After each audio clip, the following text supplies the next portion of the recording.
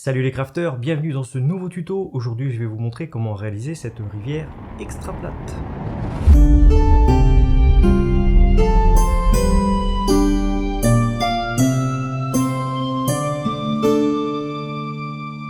Alors vous allez sûrement me demander pourquoi des rivières extra plates. Tout simplement pour garder un peu de réalisme, étant donné que quand on fabrique des rivières, on a tendance à rajouter beaucoup d'épaisseur à cause des berges. Donc là les berges on va les oublier, on va se concentrer uniquement sur les rivières. On va essayer d'avoir quelque chose de réaliste et en fait les berges on va les réaliser justement avec tout ce qu'on pourra rajouter, des buissons, des rochers ou encore des arbres. Allez maintenant, trêve de bavardage, on va passer au tuto.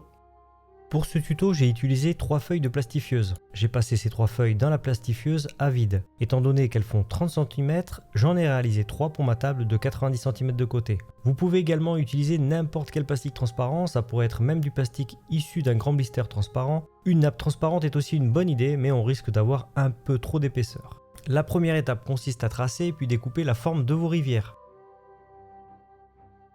Nous allons ensuite déjà passer à l'étape de la peinture. Le côté où nous allons peindre est celui qui sera en contact avec la table de jeu. On aura donc à l'opposé déjà une petite épaisseur de transparence pour simuler l'eau. J'ai utilisé un bleu ciel, un bleu pétrole et un mélange bleu-vert pour mes nuances d'eau. J'ai préparé un beige et marron pour la partie moins profonde de ma rivière. A l'aide d'un bout de mousse, j'ai tamponné tout d'abord les bordures, puis j'ai commencé à peindre la rivière. Les différences de bleu vont permettre de créer une illusion d'eau plus ou moins profonde.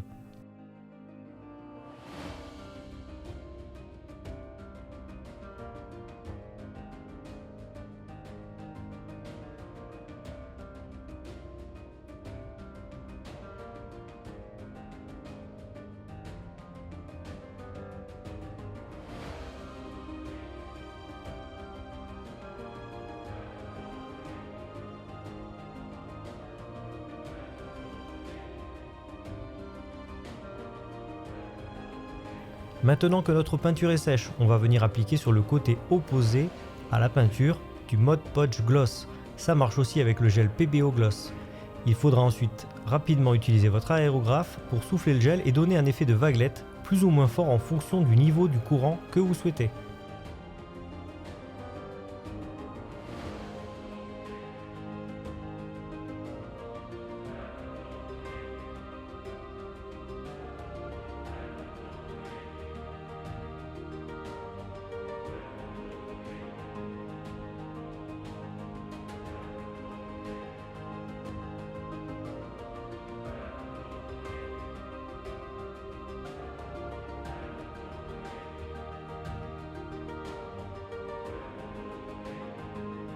J'ai ajouté ensuite des petits cailloux, j'ai fait une sélection en prenant ceux qui avaient un côté le plus plat possible.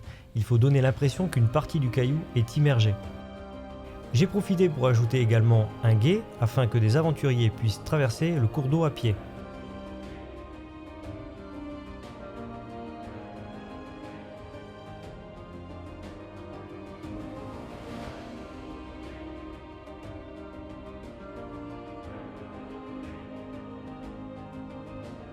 A l'aide du splash gel de Green Stuff World, j'ai commencé à réaliser les remous provoqués lorsque l'eau entre en contact avec un obstacle, dans notre cas avec les rochers. On vient donc en mettre tout d'abord au bord du rocher, là où l'eau trouve son obstacle, puis on crée une traînée en suivant à l'opposé.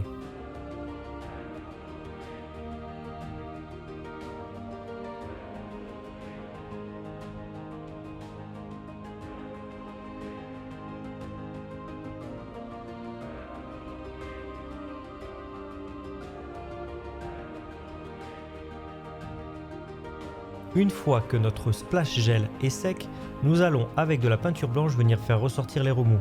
Ici, je dilue avec un peu d'eau ma peinture blanche et viens tamponner légèrement sur les remous.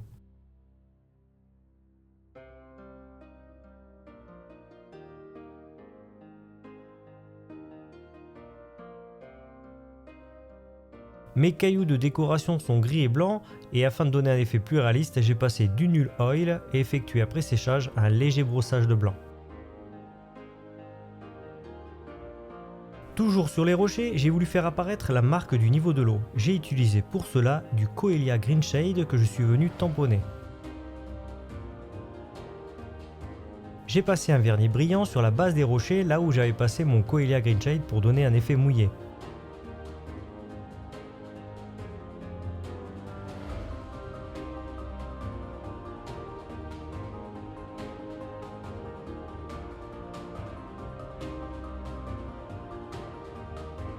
J'ai ensuite utilisé du Glossy Accent sur mes remous pour donner un aspect un peu plus brillant et également à des endroits sur les rochers pour faire des petites flaques d'eau stagnante.